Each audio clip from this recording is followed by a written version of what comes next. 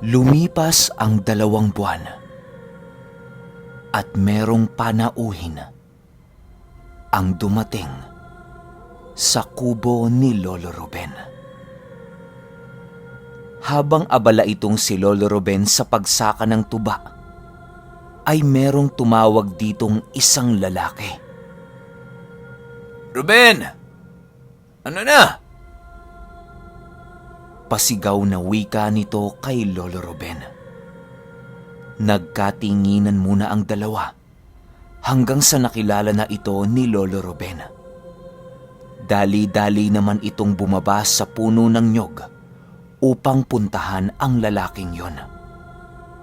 Ang pangalan ng lalaking yon ay si Jekong. Isang miyembro ng grupong nagpapalakas ng kanilang kabal at purong agimat pang pisikal ang taglay. Kakilala ito ni Lolo Ruben noong nasa bangon pa lamang ito. Hinahanap pala nito si Lolo Ruben upang makamusta ito. "Kumusta ka na dito, Ben?" tanong ni Jekong sa kanya. "Ito, Kong. Mabuti naman. Akala ko magiging tahimik na ako magmula nang namaalam si Maestro Inko." Wika ni Lolo Ruben.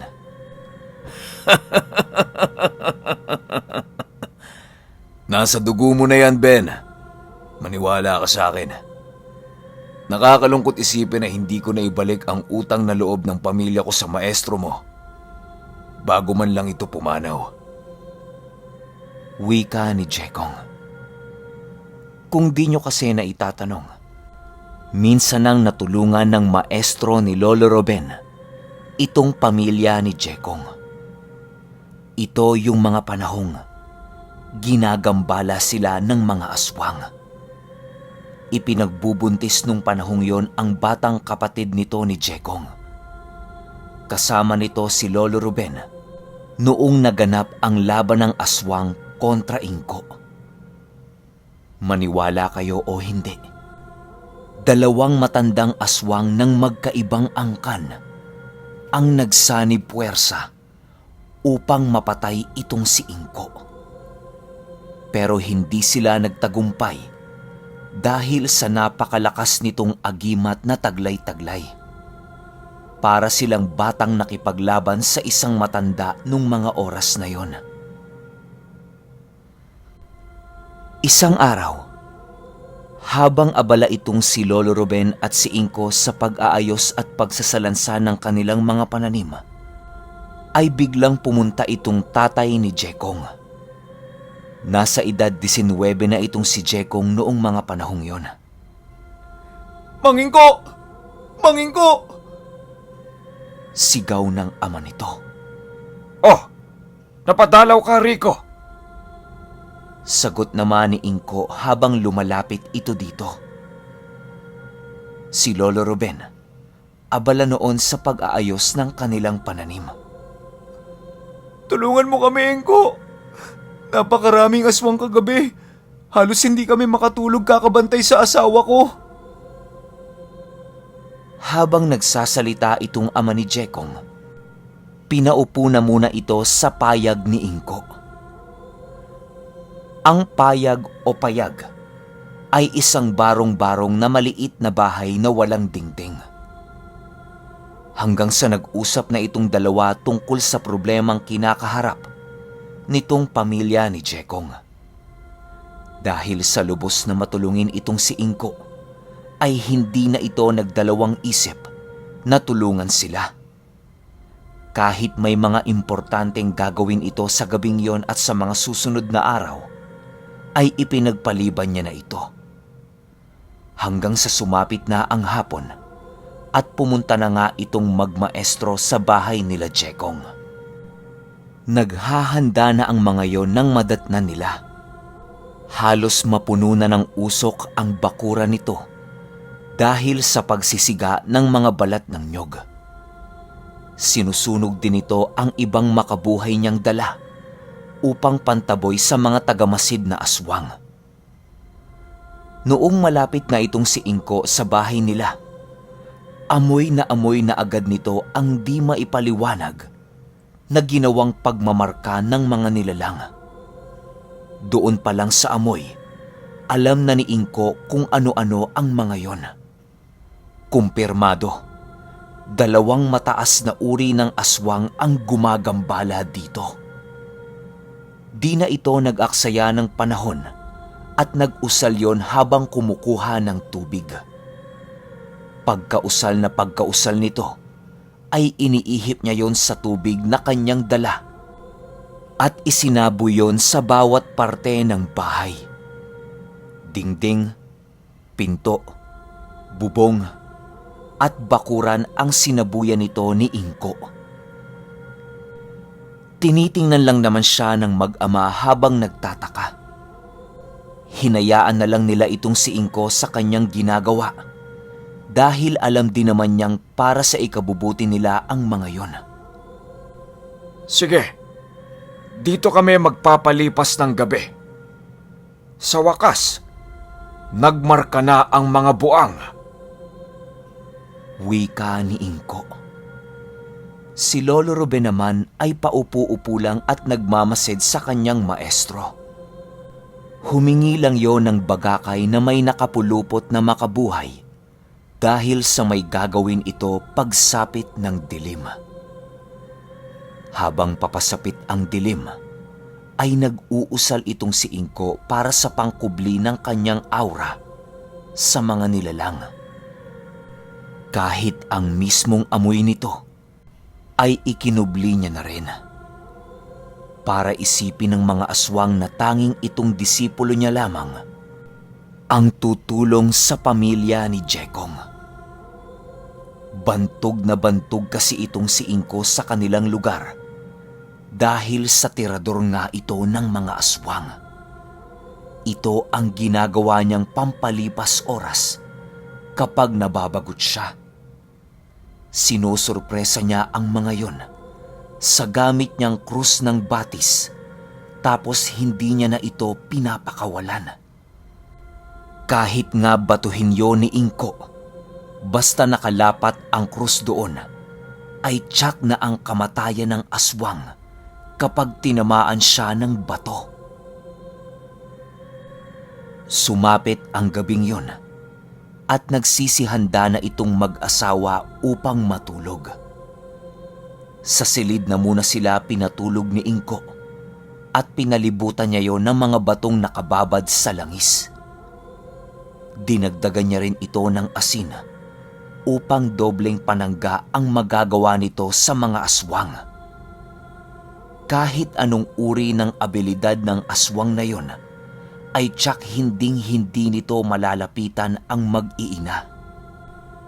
Kahit ang gahiblang dila nito ay siguradong maaagnas kapag pumasok yon sa ginawang pananggalang ni Inko.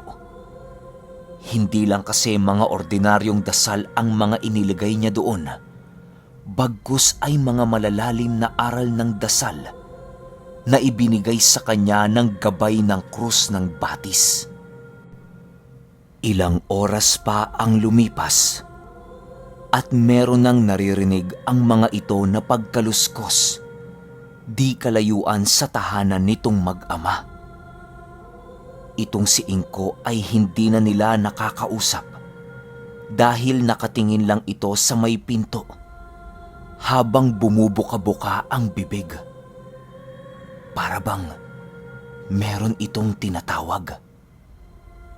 Napakatagal pang oras ang hinihintay nitong si Lolo Ruben at Inko dahil maging yung mga aswang ay nakikiramdam din.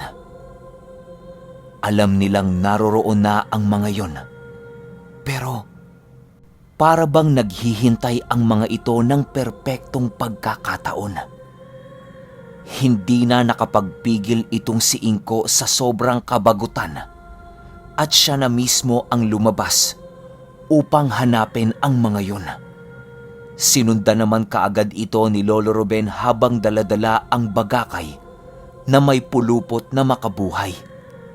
Meron din siyang daladalang sulo upang magbigay liwanag sa kanila sa labas ng bahay.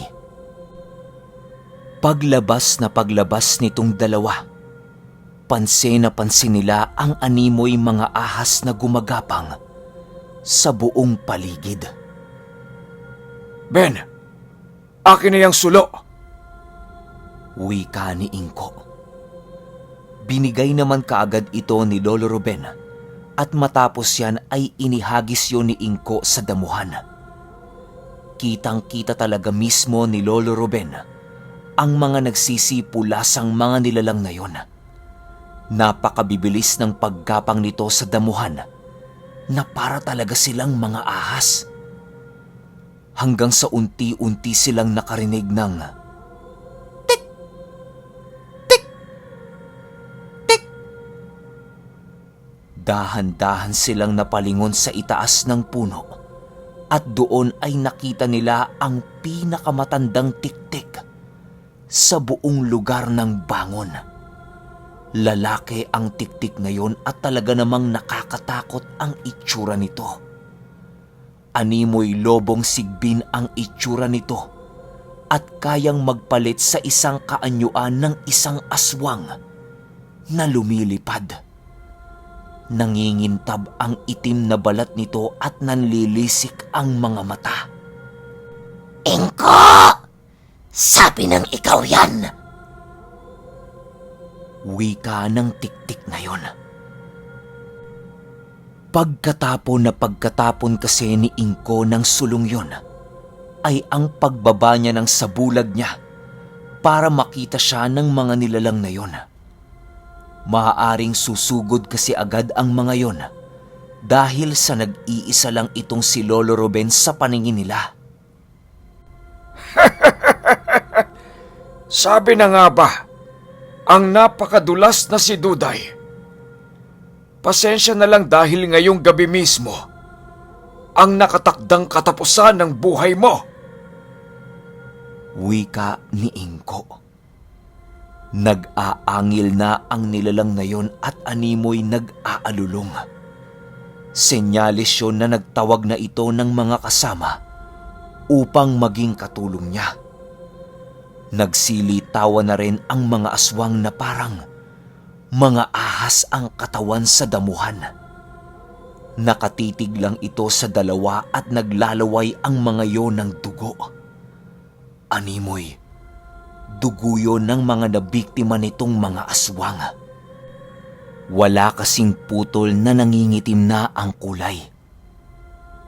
Samantalang itong si Inko, walang takot na nadarama kahit nasusukol na ang kanilang hanay nitong mga aswang.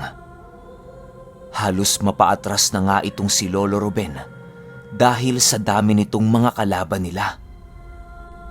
Akala nung mga aswang, nasukol na nila itong dalawa pero yun ang akala nila. Ilang minuto lang ang lumipas, biglang lumitaw ang tagapagbantay ng krus na yon. Hindi pa ito nilalabas ni Inko, pero lumitaw na ang alagad na yon. Hindi ito nakita ni Lolo Ruben nung mga oras na yon, kaya nagtataka talaga siya kung bakit nagsipulasan yung mga demonyo at silaw na silaw ang dalawang matandang lider ng grupo ng mga aswang. Halos hindi makagalaw ang tiktik sa itaas ng puno dahil sa paglitaw ng nilalang na yon. Hindi yon nauutusan ni Inko at lumalaban lang ito sa kanyang kagustuhan. Lumalabas lang ito sa mismong pagkakataon kapag nakaramdam ito ng panganib sa kanyang agimat na binabantayan. Hanggang sa nalaglag lang ang tiktik na nasa puno at biglang nag-anyong tao pagkalaglag nito. Wala namang makitang dugo na tumalsik itong si Lolo Ruben. Animoy inatake sa puso ang aswang na yon. Kitang-kita niya rin ang mga nagsipulasang mga aswang. Sa paligid na animoy mga asong nabahag ang mga buntot. Hanggang sa unti-unting nawala ang nilalang na yon. matapos maitarak ang lumiliyab na espada sa lupa.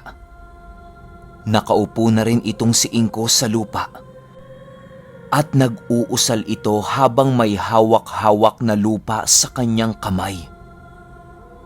Matapos yan ay isinaboy niya ito doon sa namatay na tiktik at tumalikod na. Bumalik na si Inko sa bahay nila Jekong at sinabihan silang hinding-hindi nagagambala ang mga yon. Sumapit ang araw at bumalik na naman itong dalawa sa kanilang gawain. Naikwento rin ni Inko kay Lolo Ruben ang nangyari nung gabing yon. Malamang nagtataka ka, Ben, kung ano ang nangyari sa nilalang na yon, ano? Wika ni Inko. Ano ho ba ang nangyari doon, Maestro Inko? Pagtatakang tanong nito. Lumitaw ang sinasabi ko sa iyong tagapagpangalaga ng krus na hawak ko. Siya ang pumatay dito. Kitang-kita ko nga kung papaano lumiyab ang dibdib ng tiktik na yon nang maitarak ang umaapoy na espada dito. Sagot ni Inko. Hindi na lamang kumibo itong si Lolo Ruben dahil manghang-mangha talaga siya sa krus na hawak nitong maestro niya. Balik naman tayo sa kasalukuyang kwento.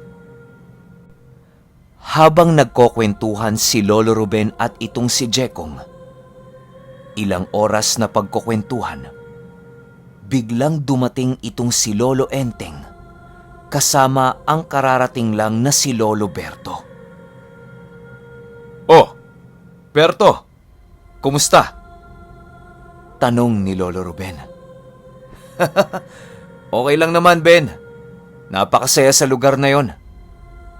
Sagot naman ito sa kanya.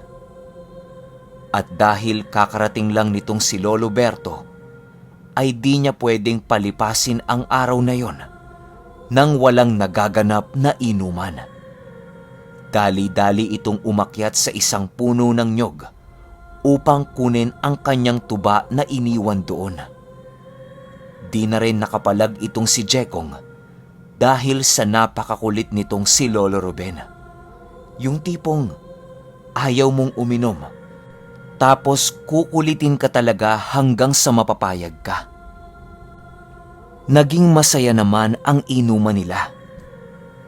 Napatigil lamang ang kasiyahan ng mga ito nang maghubad ng damit itong si Jekong. Napakarami nitong tattoo sa katawan na puro simbolo at Latin ang nakasulat. Meron din itong isang medalyong napakaitim na may matang kulay pula. Hindi na nila tinanong kung ano yon sa kadahilanang baka mabasag pa yon. Nagkwento naman itong si Jekong na isa siyang miyembro ng isang grupo na merong napakalakas na taglay na mga kabal. Lahat ng gamit ng grupong kinaaaniban niya ay nakatuon ang lahat ng atensyon sa pagpapalakas ng kanilang kombateng espiritual. Manghang-mangha itong dalawa dahil sa unang pagkakataon ay nakakilala sila ng taong ganon ang taglay-taglay na karga. Minsan nga, napagkakamala na itong kulto sa kadahilanang ang mga agimat ng mga lider dito ay gawa mismo sa buto ng tao. Minsan naman ay nasasangkot ang grupong ito sa masasamang gawain. Pero hindi lahat ng kabilang sa grupo na ito ay masasama. Mabait naman itong si Jekong at isiniwalat niya ang mga nalalaman niya sa kanyang grupo. Tingnan nyo Wika ni Jekong. Agad naman itong kinuha ang garab ni Lolo Ruben at hiniwa ng hiniwa ang kanyang kamay. Hindi tumatalab ang napakatalas na garab na yon at sinubukan pa ito ni Jekong sa mismong kahoy doon. Baon na baon ito sa kahoy, pero sa kamay niya, wala itong epekto. Nagsiga din siya ng apoy at inilapat niya ito sa mukha niya ng ilang minuto, pero hindi yon nasusunog. Animoy hindi ito nasusugatan habang nakapikit itong si Jekong. Ang problema lang dyan, Jekong, malas yan. Wika ni Lolo Ruben. Oo nga, Ben eh. Napakamalas talaga ng ganitong abilidad. Sagot ni Jekong. Ayon kay Jekong, ang ganong uri ng abilidad ay napakamalas pagdating sa negosyo. Hindi ka talaga uunlad kapag kaanib ka sa kanila. Mamumuhay ka ng tama lang at kahit kailan ay hindi naaangat ang buhay mo. Kaya ang iba sa kanila, pinasok na ang iligal na gawain upang mabasag ang sumpang yon. Pero wala talaga. Ang mga perang nakukuha ng mga ito ay naglalaho na lang bigla. Kahit anong pagpupursige mong maiahon sa hirap ang iyong pamilya, ay wala itong epekto sa kadahilanang sa bawat dasal na binabanggit mo ay unti-unti nitong nilalamon ang swerte mo. Yon ang kapalit ng mga ganoong uri ng kakayahan. Samantalang ang kakayahan ni Lolo Ruben ay walang ganong pangyayari. Nakadepende kasi ang kanyang kakayahan sa mismong kalikasan at sa kanyang kapaligiran. Matapos ang mahabang pag-uusap nitong sila Lolo Ruben, ay biglang nakaramdam itong si Lolo Enteng ng pagkaihi. Agad siyang lumabas sa kubo at pumunta sa likod upang umihi. Pag-ihing ni Lolo Enteng ay nagulantang siya sa kanyang nakita. Yung tipak ng tanawa na kanilang kinuha sa baylan ay napakalaki na. Halos kasing laki na ito ng isang matandang puno. Napakalaking nuno sa punso nito ayon kay Lolo Enteng. Hanggang sa bumalik na ito sa kubo. Ben, ba't napakataas na ng pinaglibingan mo ng tanawan? Tanong ni Lolo Enteng. Ganyan kasi yan, Teng, kapag buhay at marami kang kaibigan sa lugar. Paliwanag naman nitong si Lolo Ruben. Ang nangyari pala noong nalagay na itong tanawan doon sa likod ng bahay ni Lolo Ruben ay mas lalong dumami ang nakatira doon sa kanila. Sa bawat pag-iba ng amoy ng hangin ay ang pagdating ng mga nilalang upang makitira dito sa ginawa niyang tanawan. Wala namang problema yon kay Lolo Ruben dahil nga sa hinayaan niya lang ang mga ito na gawin ang kanilang nais. Basta ba, hindi sila nakakaperwisyo, ay wala itong problema. Nakatulong din ang mga yon sa pagpapausbong ng kanyang mga pananim. Matinding kumustahan ang naganap habang nag-iinuman itong apat. Napakatagal din kasi ng panahon bago bumalik itong si Lolo Berto sa lugar namin. Nagkwento itong si Lolo Berto tungkol sa isang teritoryo ng mga engkantong kanilang nasilayan doon sa Kalanay. Sa pagpapatuloy ng kwento, ay merong nakitang puno. Itong si Lolo Ruben na nagpanatili ng kanyang kabataang katawan. Okay, grabe kinilabutan ako dito sa 9. Kung mapapansin niyo yung mga episode ng Lolo Ruben, paminsan-minsan nag-iiba yung temperatura ng hangin, nag-iiba yung amoy, iba yung pakiramdam sa paligid ni Lolo Enteng. Yun na pala yun. meron palang dumarating na iba't ibang lahi ng mga engkanto para makitira doon sa tanawa na ginawa niya. Kaya kita nyo, sobrang laki na nung lupa na pinagtaniman niya nung tanawan. Yun pala yung ibig sabihin nun. Grabe, kinilabutan ako doon ah. At saka tungkol doon sa puno, kung mapapansin nyo rin, nag-post ako ng picture at sinabi ninyo na sobrang bata pa ni Lolo Ruben. No. Malalaman nyo yan sa paparating na kwento natin sa Lolo Ruben 10. Pero sa ngayon, iba't ibang kwento muna tayo. Yun lang, hanggang sa susunod na kwento. Salamat.